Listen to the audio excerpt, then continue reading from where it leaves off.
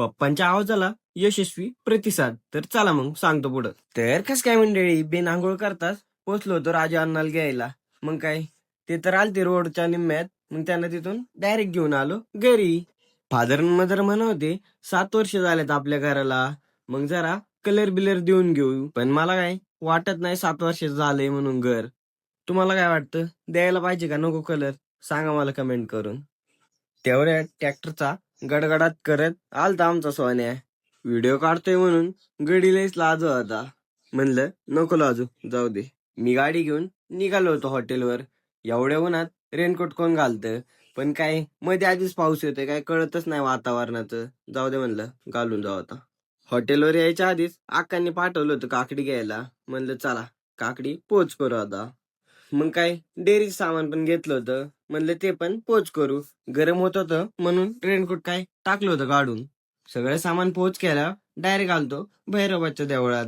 म्हणलं दर्शन घेऊया. चला तुम्हाला पण देतो दर्शन. पप्पांनी नानांनी जो आवाज उठवला होता त्याला गाववाल्यांनी यशस्वी प्रतिसाद दिला.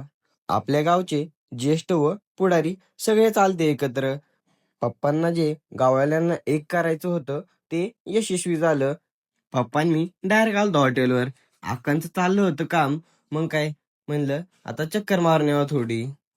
आईला आल्यावर हे मला 3 आपल्या मंडळाचे कार्यकर्ते दिसले. काय दमले होते मंदिर धुवून. म्हणलं लय कष्ट करतात. लय वेळ नाही फिरलो, आपल्याला फोन आलता साहेब या हॉटेलवर.